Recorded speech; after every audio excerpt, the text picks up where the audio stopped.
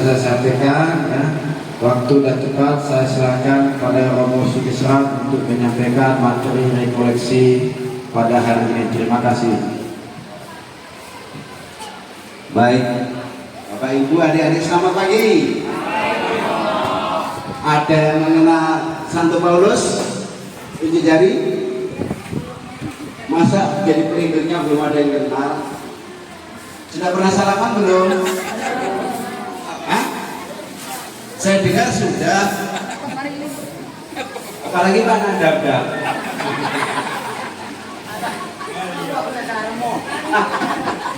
Warga belum? Baik. Jadi tema kita bersama Santo Paulus semakin apa?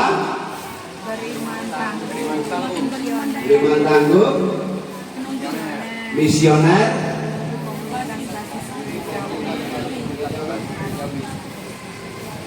tahu latar belakang dari tema ini? Paulus kita warga paroki Stefanus. Nama pelindung kita Santo Paulus. Oh hilang. Ini sesuai dengan visi misi Keuskupan Agung Palembang.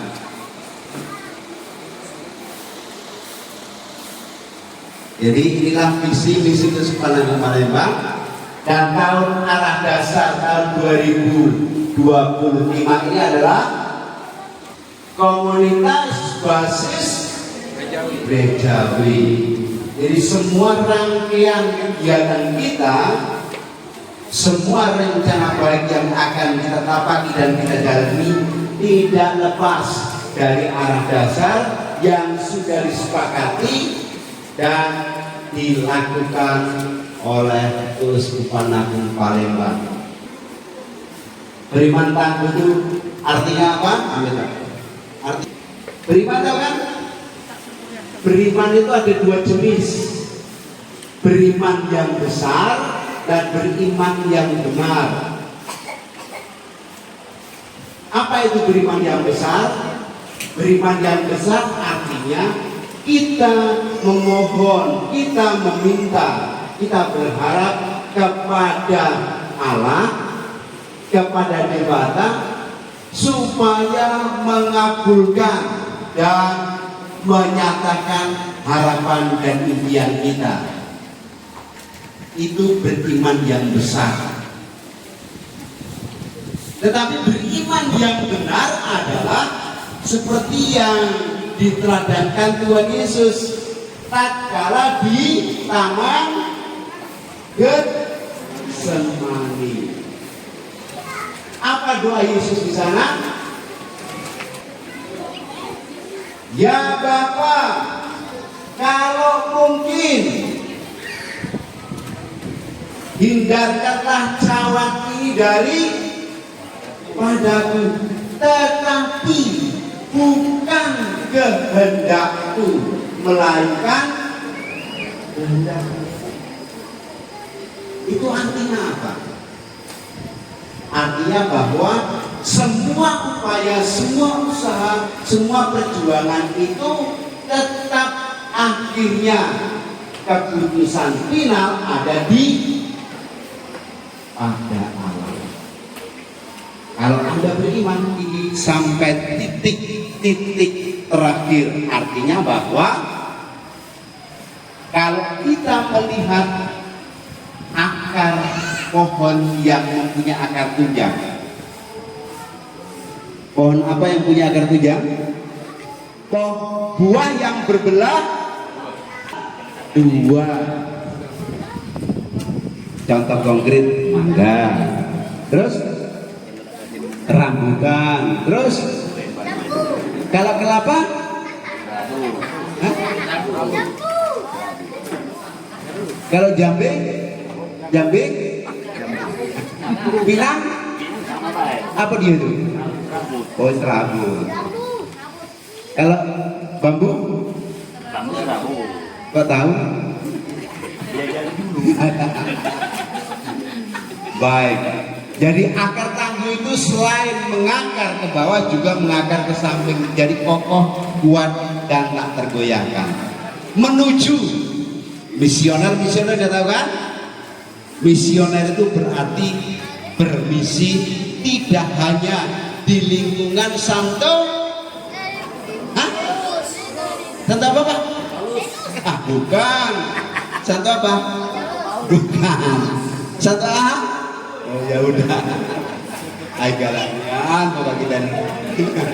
Santo Paulus. Bukan hanya terbatas pada lingkungan Santo Paulus, tapi juga menyebar melalui lingkungan masing. Nah, itu bermisi. Dari kebaikan yang ditanamkan, kebaikan yang dialami, kebaikan yang dirasakan di lingkungan Paulus bukan hanya eksklusif untuk lingkungan Paulus, tapi mewarnai, memancar dan membias kepada lingkungan-lingkungan lain. Jelas Bu? Apanya jelas?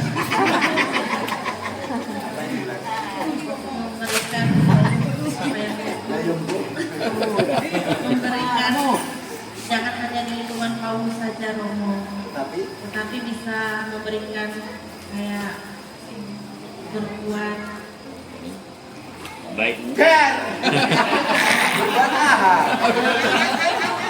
bisa kayak mengasihi bukan cuma kayak lingkungan Paulus saja ke lingkungan lain kayak gitu.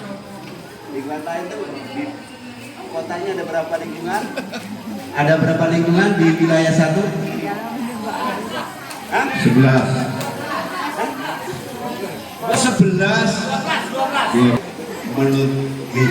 menuju komunitas itu yang menjadi arah dasar Keuskupan Agung Palembang tahun 2025 ini. Jelas? Oke. Kita di Paroki Santo Stefanus Palembang. Baik.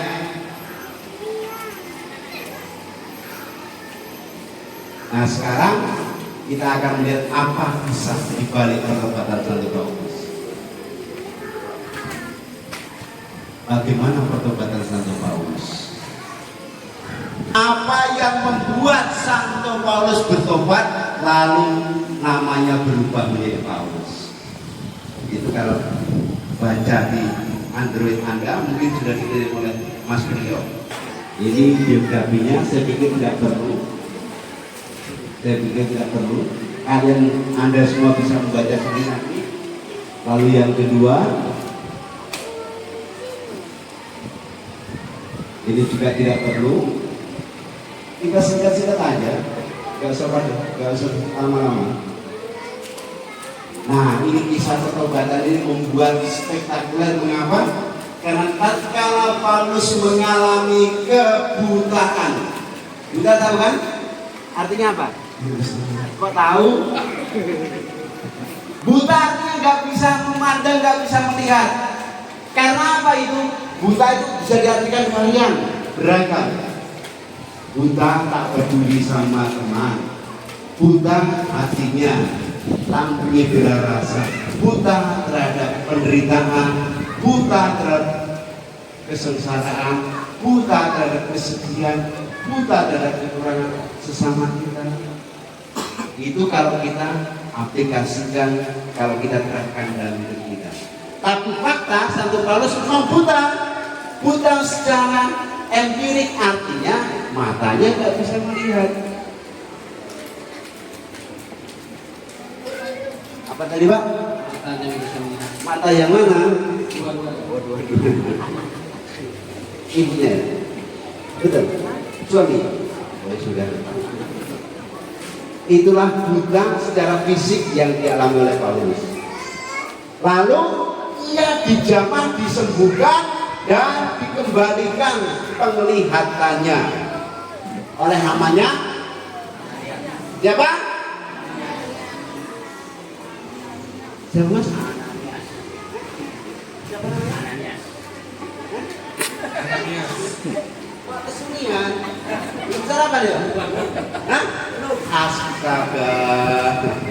Namanya Ananias, bukan Nanas, bukan.